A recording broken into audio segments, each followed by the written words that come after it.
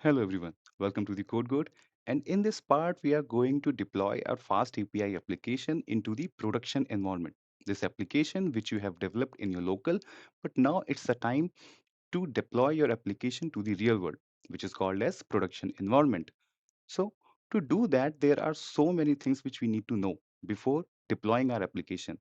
And for those concepts only, I've created this particular video into multiple parts because there are so many concepts which we need to understand first, so that whenever we are going to deploy some other feature, some do modification, it will be streamlined with our application and deployment. So to do that, in this part, the first part, I'm going to discuss about the approach. I will teach you all the required concepts, why it is necessary for the fast API, and I will explain you with all these things with the system design. In the next part, I'm going to deploy everything with the Docker Compose because our application have so many things right now. Because first of all, we have this fast API application should be running on some server. We have one database. We also have some cache server like Redis. We have some Celery too to do our some background processes. So we have so many things currently in our project which we need to deploy into our production server. And to do that, we need the Docker. And the Docker, which is suitable for the service, is the Docker Compose. I'm going to explain you all the things. In the part 3, as we have so many secrets right now for our server, for our backend server, no, sorry, for our DB server, and for other services as well. So those Docker secrets need to be covered as well. And that will be done by the Docker Swarm. This Docker Swarm is not only for the Docker secret, but let's say you have application which need to be scalable. What I mean by the scalable, like if there are so many user, your application should be scaled enough so that it can handle all those users. So that part also will be done by the Docker Swarm. So this will be covered in the part 3. After it, we are going to optimize our application with the NGINX.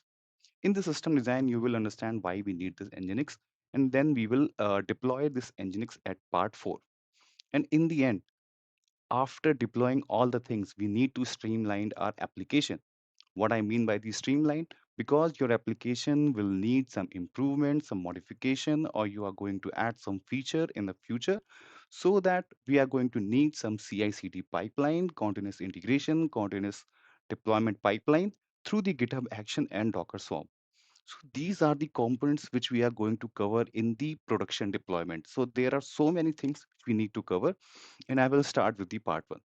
So for the part one, what I will do, I will simply create the uh, structure by which we can understand what we are going to cover in the part two, three, four, and five.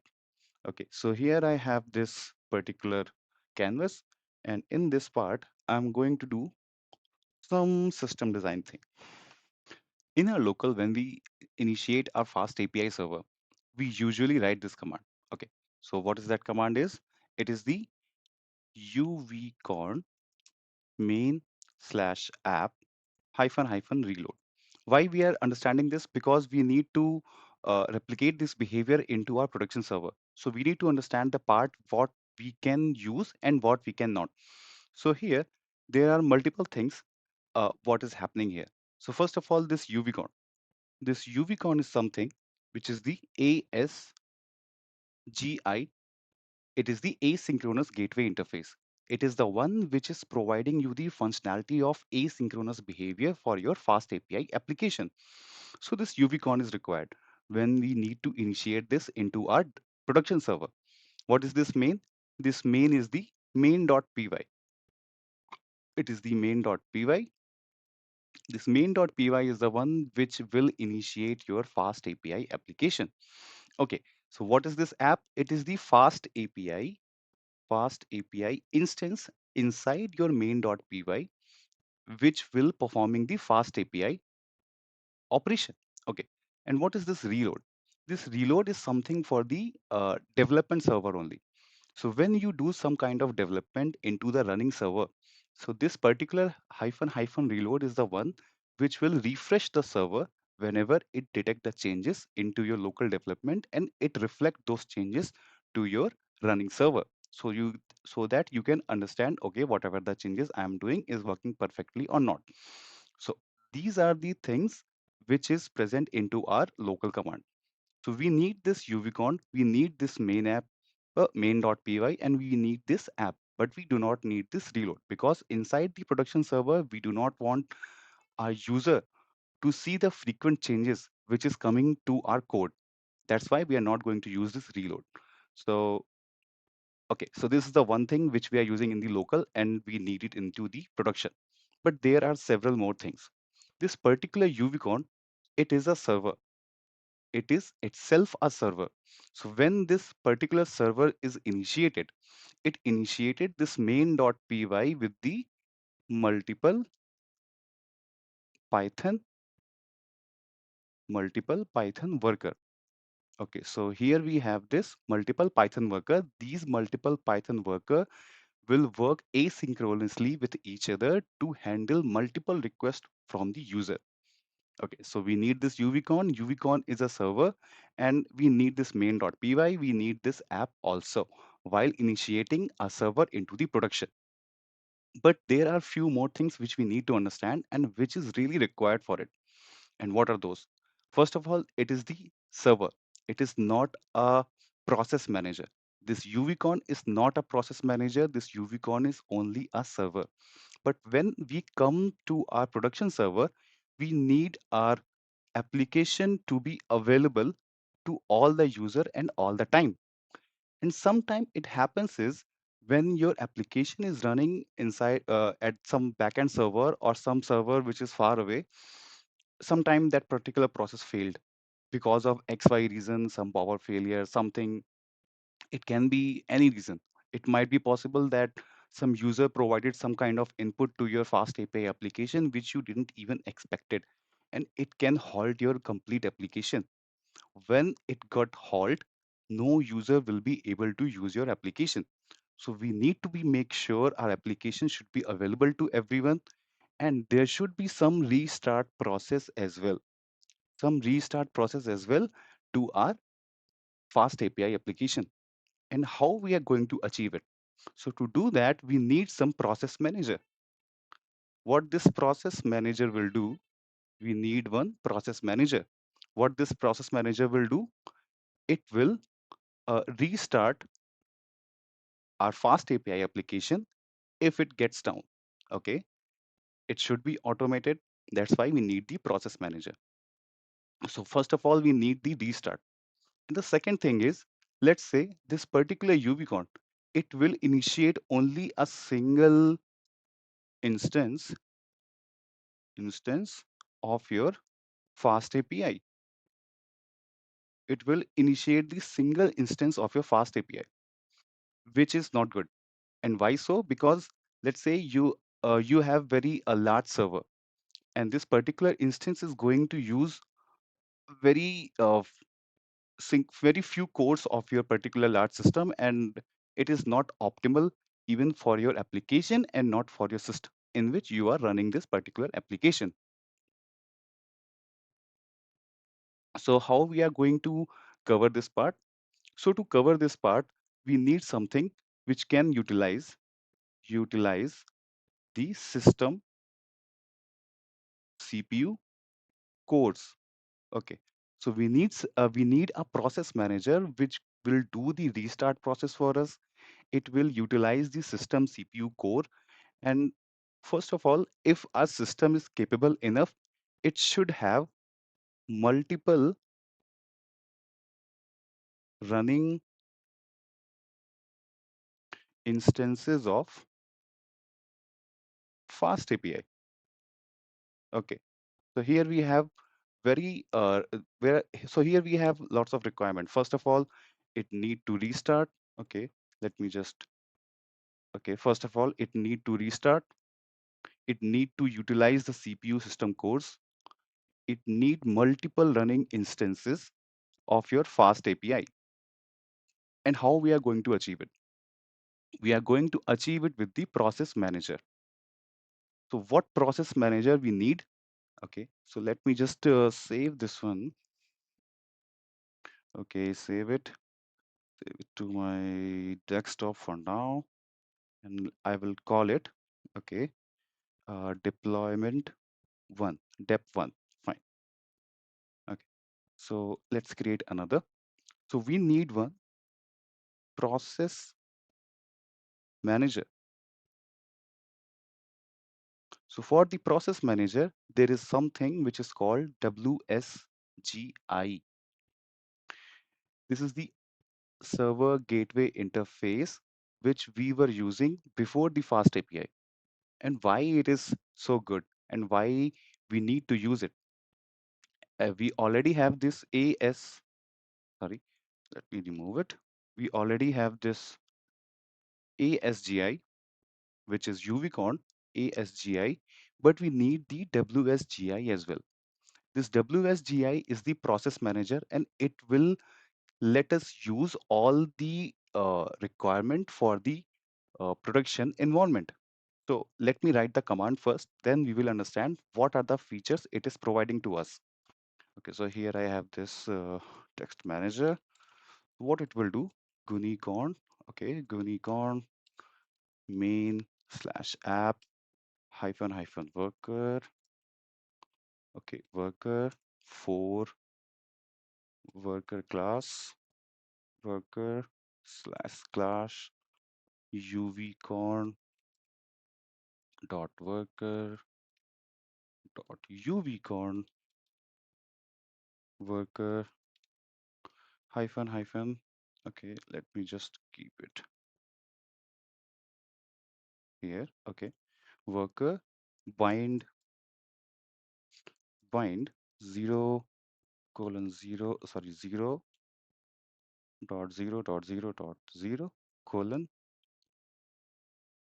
8000. Okay, so here I have this command with the Gunicorn. This Gunicorn is what? It is the WSGI.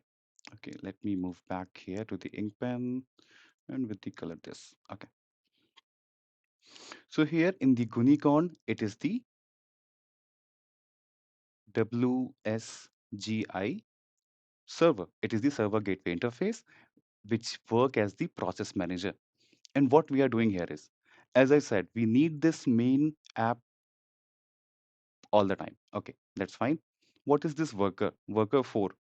So let's say you have a system. This particular system is, you have a system or a server. You have a system or a server. It have 4 core. So what it will do, it will create the 4 fast API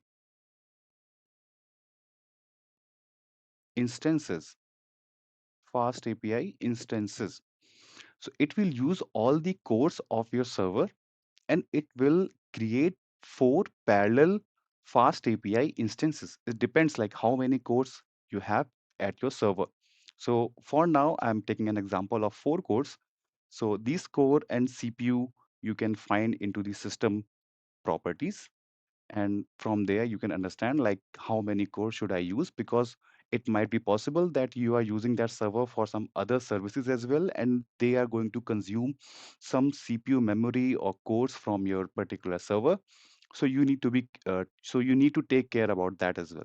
So here, let's suppose I have 4 core free in my server, and I want, what I will do is I will create 4 fast API instances for all the 4 cores. So what it will do, this Gunicorn, it will work as a load balancer,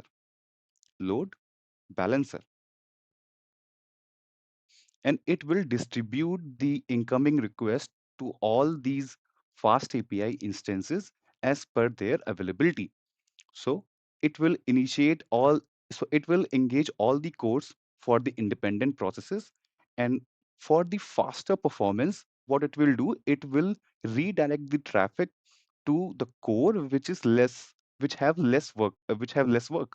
So okay, so we just enhanced our application performance with this one thing, with the usage of Gunicorn.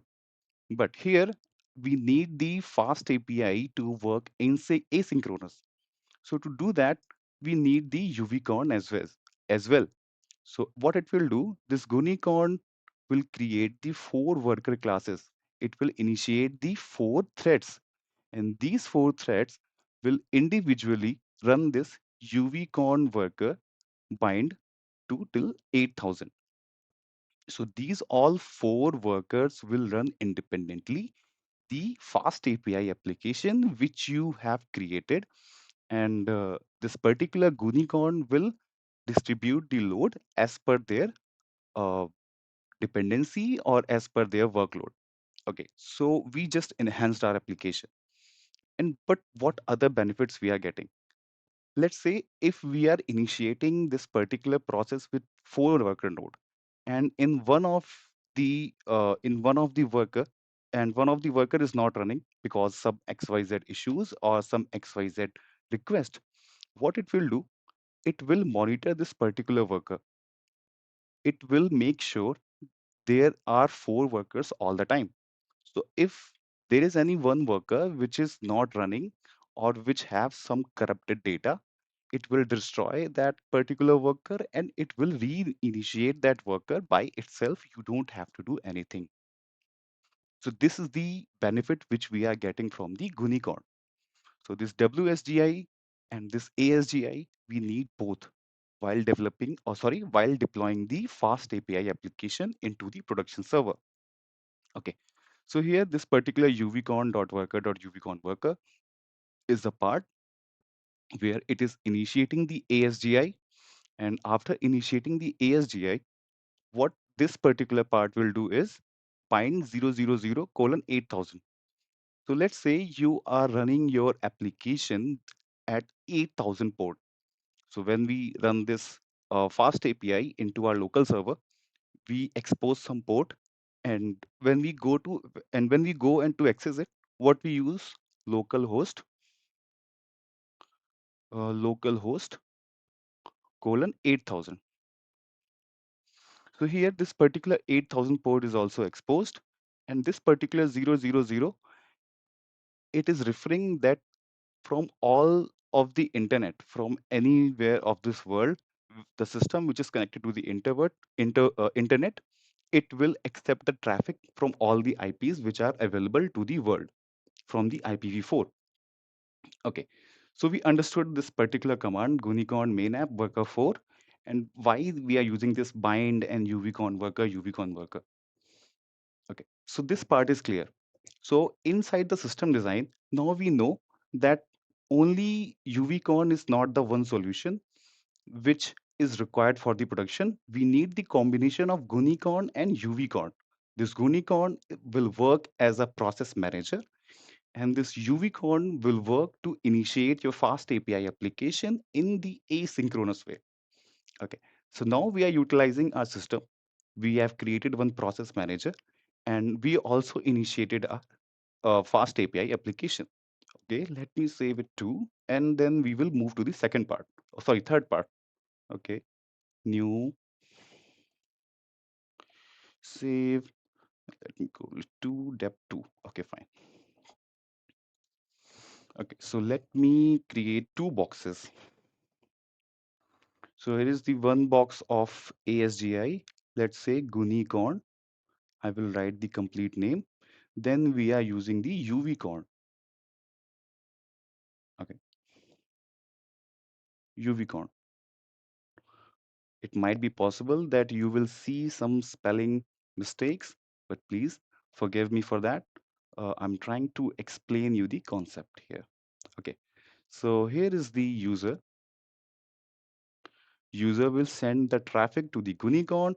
Gunicorn will initiate the four uvicorn processes, and then uvicorn processes will interact with your server. Okay, so here is my server, and this server is running your fast API application. Okay, so here I have this particular system design, but it is not it. We need a few more things. What are those things? So in our fast API application, okay, let me just redo it because this is not good one. Okay, new painting, don't save it. Okay, okay. So here I have this user. Okay, so this user, okay, let me explain you the part where we are going to introduce one more item into it. So what is that? So when we did in our local, okay, okay. So here, when we develop our application into our local, we use this local host colon 8000. And if you remember, it will run as HTTP localhost colon 8000. But mostly when you use these application into the internet, there are no port when we try to access any kind of website. There are some kind of name. Let's say www.abc.com. Okay, not this one, abc.com. So while using this particular website link, you were able to access any website. It can be amazon.com, it can be facebook.com, it can be google.com. But here we have created this particular application into the local host and with the port as well. And also we are using this port into our command too. Then how we are going to eliminate it? And to eliminate it, there is a one part which is called the NGINX. NGINX. It is a very good uh, it is a very good utility. And why we need it?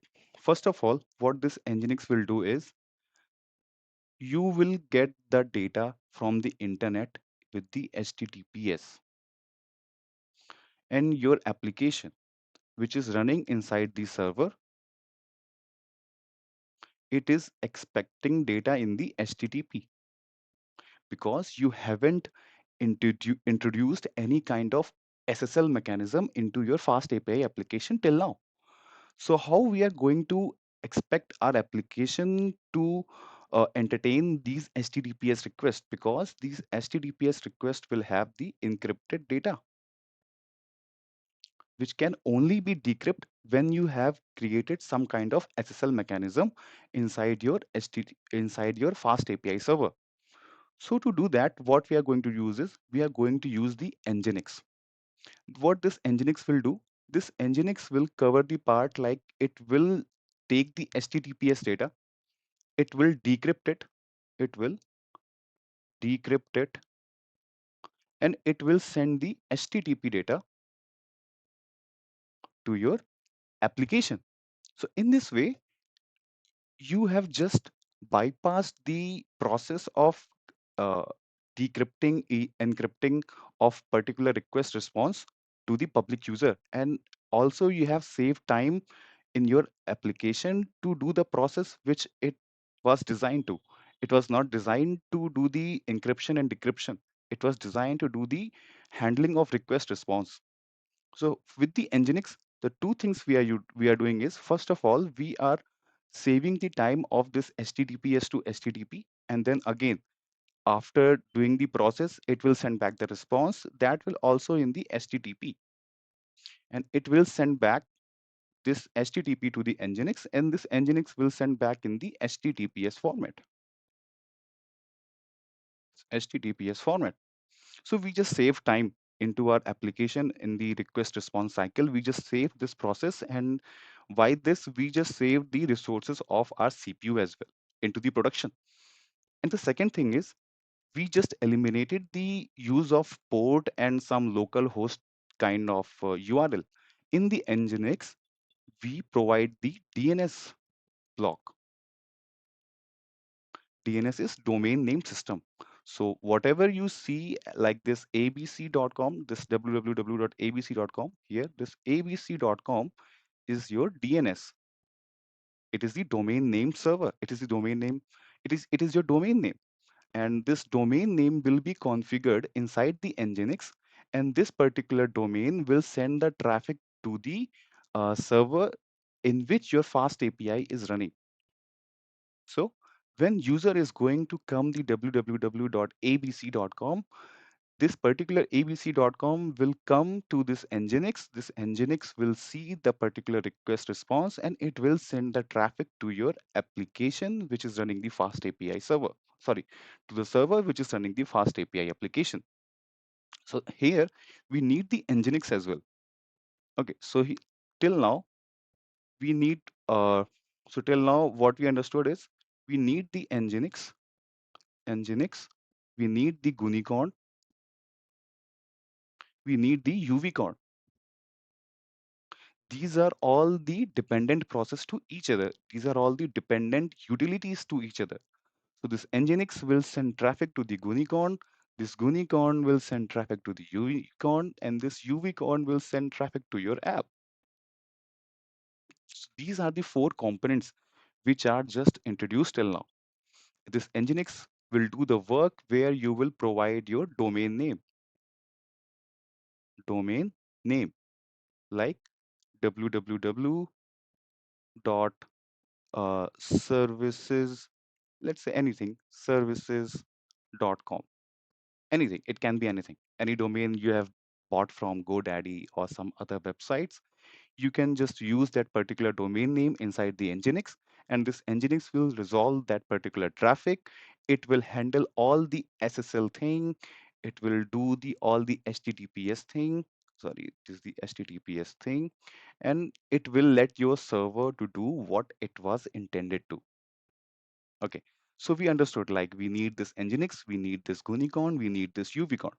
Okay, let me save it and okay, new painting, save it, depth 3, okay, save.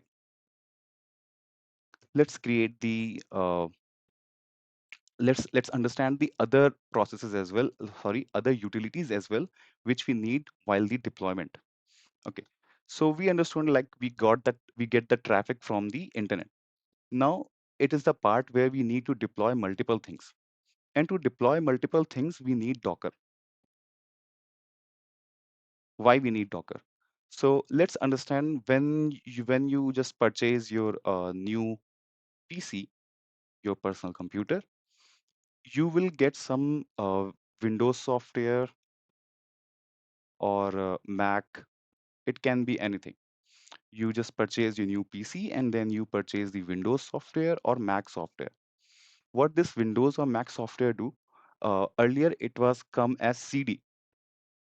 Right now it is coming from the cloud and you can also get it in the pen drive as well. So what it have is this particular CD or this particular pen drive will have this particular Windows OS, and you need to install it, and then you will be able to work on your PC, personal computer. So what this particular CD was? This particular CD was the image. What is this image? This image contains multiple softwares. So you get this particular blank machine, and in this blank machine you just installed this, you just executed this CD or pen drive to install the Windows software or Mac software. And after installing it, you will see that you are now able to work on your new PC because it just installed multiple software which are dependent to each other. This is the same thing we do by the Docker. The Docker is nothing. What it do is whatever the requirements you have, let's say requirements you have, it will just bundle all the things. It will bundle all the requirement. And after doing the bundle, it will create the image.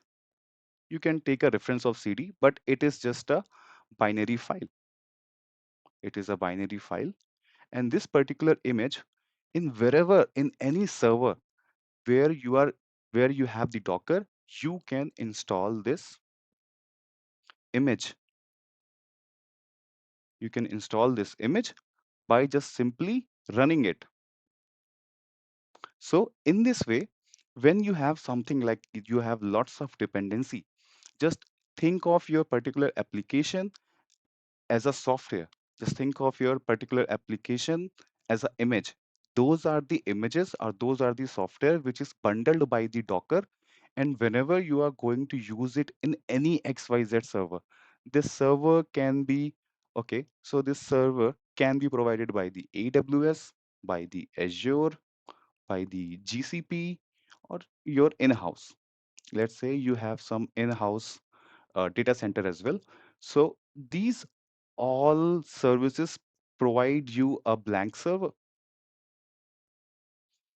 with minimal softwares where you can work on it, because those softwares you need to get access and to install the things which you want to install. So in those blank servers, if you have the Docker, okay, if in those blank server, if you have the Docker, then you can just uh, use the particular image. Just think of it as a virtual CD, virtual compact disk. And this virtual CD is you will be used to just run it, and it will install all the things. It will download all the requirements, and it will initiate that particular software at that particular software server. Or you can say it will initiate that particular web application at that server. So it is the Docker.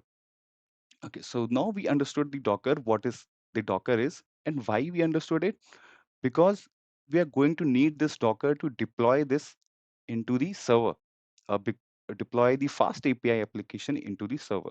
Okay, so let me just save it as dep 4, dep 4, and okay. So till now we understood few things, like what are the components we are going to need, and let's create a very small system design, and then we are going to add few more things to it. So to understand like what other things which is required for a successful deployment. So till now, what we understood is, first of all, we are going to need is NGINX. This NGINX will face the public. So here is the user. Okay, let me just minimize it. Okay. Okay, so here is the user, and user will send the traffic to your Nginx. This particular Nginx then will talk to Gunicorn. This particular Gunicorn will then initiate the Uvicorn, and this unicorn will send the traffic to your server. Okay, so here is my server. This server will have the Docker already installed in it, and what we will do, the application which we have in our local, here it is my local system. From local system, where we also have the Docker, okay, it's a single C, where we also have the Docker, we will create the image, the particular CD of all the requirement. So here I have this fast API running, this, uh, what was that? Celery. Yeah, we have this celery running. We have the PostgreSQL is running. We have Redis, which is running. We have this React also, which is running into my local server.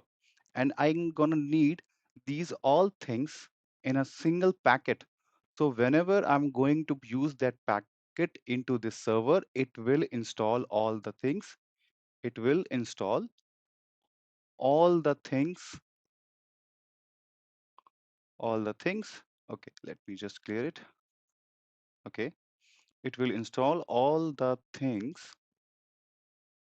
in single go. Okay, so I'm gonna need this Docker, and this particular Docker will handle these all the things. So, okay, let me just clear this one. So we are going to remove this particular local, and we will talk about only the production for this particular video. Okay, so here I have this. I will again just make it like this. Okay, so from local, what it will do, we are going to create the Docker image. Okay, Docker image. If you are still confused with the Docker, I know for many of the people, Docker is might be new concept for them. But if you are getting any issue for with the understanding of Docker, just let me know in the comments, and I will try to create a very basic tutorial for the Docker so that everyone can be on a same page while working on your application. Okay, so just let me know whatever the confusions you have with the Docker in the comment section, and I will specifically note down that confusion, and also I will deliver the answer for your question. Okay, so here I have this very simple diagram where I have this NGINX, this Gunicorn, this Uvicorn. So we created one image, let's say, for all the, let's say for Python, all the libraries, for FastAPI, for Redis, etc. We created the image. But what about this? Gunicorn, Uvicorn, and Nginx. So we're gonna need the image which will actually, this Gunicorn is nothing but just a utility. This Uvicorn is nothing but just a utility. This Uvicorn is provided by the Fast API. So we don't need anything different for the Unicorn. But for the Gunicorn, we need the utility, and Nginx is all total a different server. It is also a server. So if I want everything in a single CD, if I want everything in a single image, then I'm gonna need this Nginx as well. I'm gonna need this Python Fast API Redis as well. So here, if I go and create a new page, okay, let me just create a new page. I don't need to save it. Okay. So from the Docker provide you a functionality of creating images of all the component separately. Component separately. Okay. But we're going to need all the images in a single CD. We are going to need all the images in a single image so that I can deploy without taking any other more references. So for that, I'm going to use the Docker Compose. How this Docker Compose work? In the Docker Compose, there's one file, this YAML file. Here we provide the references to all the images which we're gonna need. Let's say you're gonna need the fast API, you're gonna need the DB, you're gonna need the, sorry, DB, you're gonna need the Redis server. So in a single file, we will provide all the services which we're gonna need. And what it will do, it will create a single image with all the dependencies. And after creating that, not image, actually, this particular Docker Compose will use all the separate images, and it will just use those images as a single entity here. So these all will have their own separate images, but with Docker Compose, what it will do, it will call all those separate images, and it will call those images to your server, and it will deploy it by itself. You don't have to deploy anything else just other than using the Docker Compose file. But how it will work? Okay, let's understand this thing also, because we are going to not just see the architecture, we are going to learn it, that how these all things work. So let me create another page. Okay, so what Docker Compose will do, so let's say this is the Postgres. Okay, so let's say this is our DB, and let's say this is our Redis. Okay, so this is our Redis, this is our DB, and this is our fast API server. Okay, so what this particular Docker Compose will do is, this Docker Compose will create a service for DB. It will be a service for DB. It will create a service for Redis. Okay, it is a service for Redis. Okay, it is a service for Redis. It is a service for DB, and also it will create a service for Fast API server as well. Okay, service for Fast API. So now what will happen is, when you from here it is a Gunicorn. Let's say it is a Gunicorn. It is a Gunicorn and it is your NGINX. NGINX will send the traffic to Gunicorn. This Gunicorn will send the traffic to this fast API service. It do not need any address, the hard coded address of your fast API server, because it might be possible that your fast API is running on a server which can change its IP, or your fast API server is running on some internal IP which is not accessible to the outer world. So how you are going to connect to your fast API service, fast API server? So for that we need a layer. This is the layer. Okay, let me just change the color so that we can understand it more clearly. Okay, so this particular part is the layer. So this particular part is the layer. This layer will be provided to us by the Docker Compose. And same, we're gonna need one layer of this DB. We are gonna need one layer of this Redis. So whenever the traffic will go, this particular traffic will communicate to the service layer. Okay. So let's say there is some direct action for the DB, then it will come to the this particular part and it will redirect to the DB services. Or your fast API will communicate to the DB service, or your fast API will communicate to the Redis service. It will not directly access the container. It will just access the service.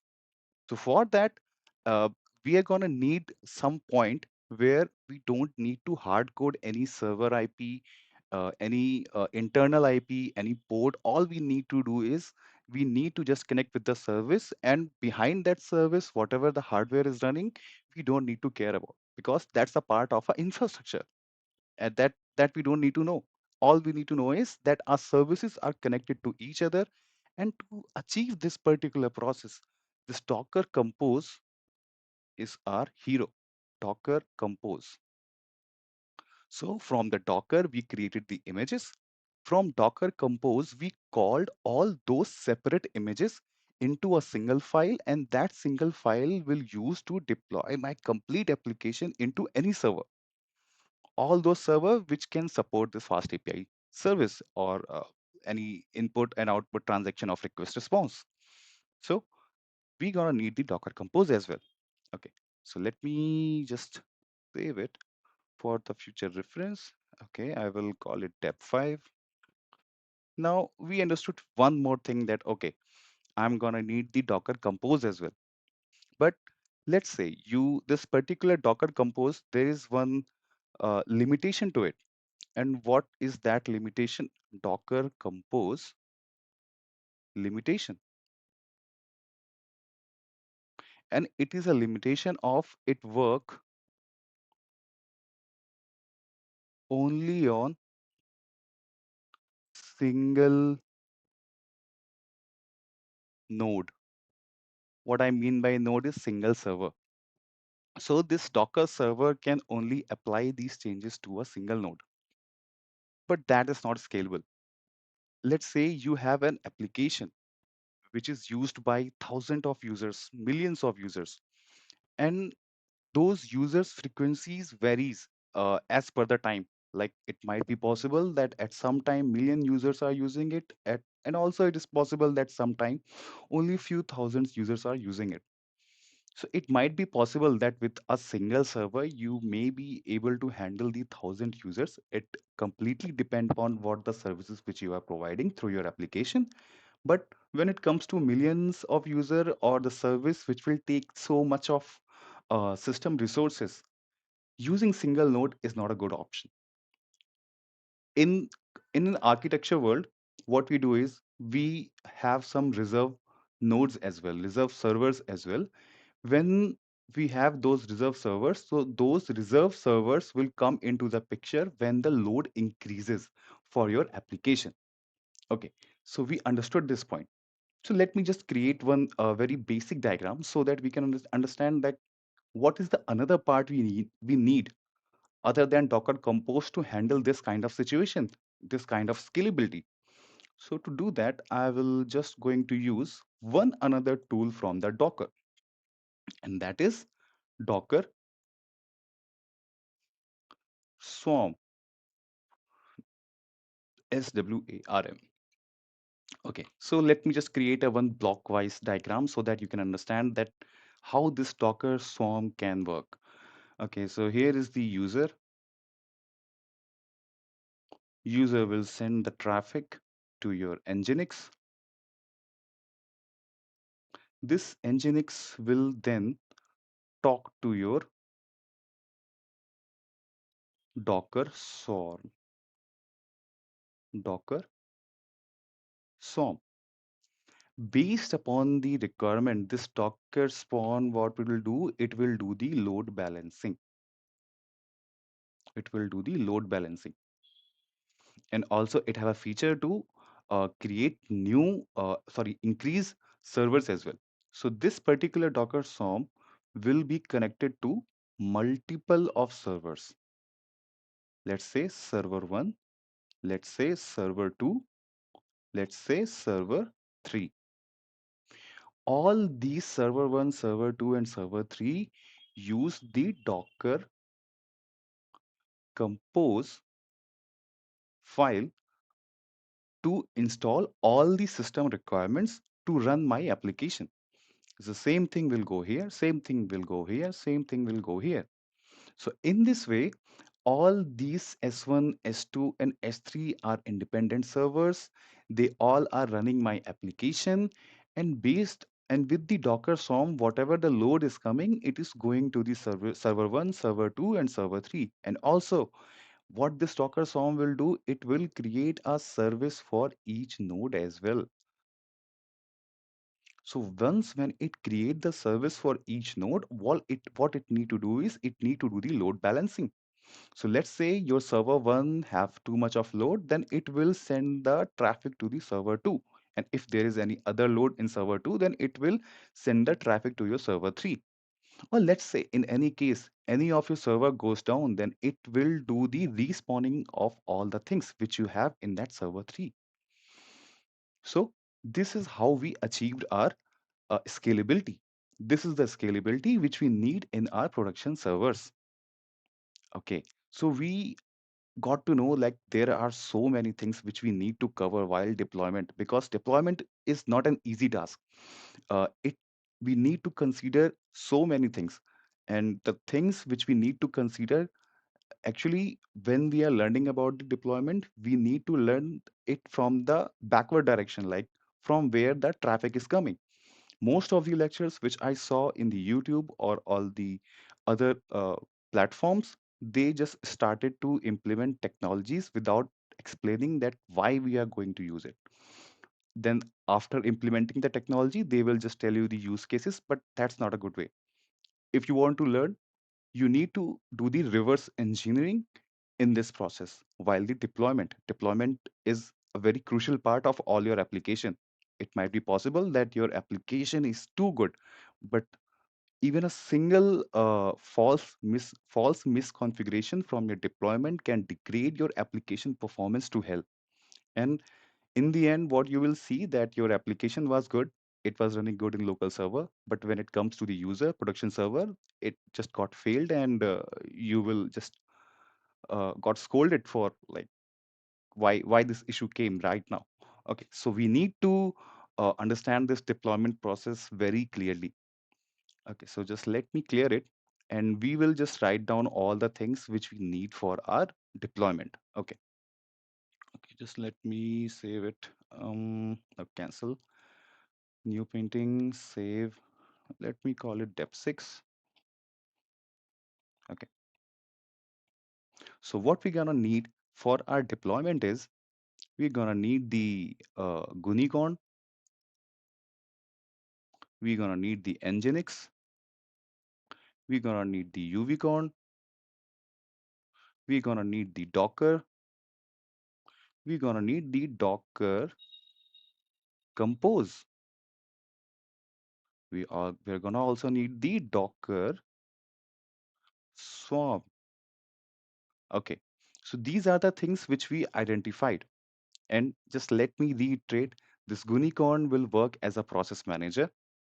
This particular process manager it will get the data from the Nginx. This Nginx, what it will do, it will take the HTTPS data, it will convert it into HTTP, and then it will send it to your Gunicorn. The second thing it will do is it will provide a name to your application, a address to your application, and that address will be your domain name, like www.google.com. So this part will be done by the Nginx. This Nginx will send data to your Gunicorn. This Gunicorn then send data to the Uvicorn. This Gunicorn will initiate multiple Uvicorn fast API instances, and these fast API instances will take the data from the Gunicorn. Okay, we have a running application, and we need a separate image, we need a separate CD of all those components, so that when we go to the AWS, Azure, or any in-house database server, we just use those CD, and it will install all the things, and it will start our server. Okay, so for that we are going to need this Docker to create images for all the things. We're going to need the Docker Compose. This Docker Compose will use all those images, or we can directly use Docker Compose, so that it will create the images, and it will download all the requirements, and it will run the uh, application. Then we need the Docker Swarm for the scalability. Also scalability, and there's a one more thing it will do. It will help us to create the secrets, those secrets which we just used in the .env files when we were developing the fast API application. Those .env credentials will be stored by the Docker Swarm in the Docker secrets, and that Docker secrets will be used by our application. So there are gonna few needs. So there will be few changes we're gonna do to our application for it. So we just did the part till the scalability. But okay, so right now my application is deployed. But what after the deployment? After the deployment, we need one mechanism, so that whenever a change, if I push into my repository, that particular repository will be automatically deployed to my production server or deployment server for your testing. So how we're gonna need? So we're gonna need one CI/CD process. This CI/CD process. So how this thing will go? Okay, so for as per my plan and what I recommend, mostly you can use the Jenkins, or you can use the GitHub Actions. They are the two ways to create a process.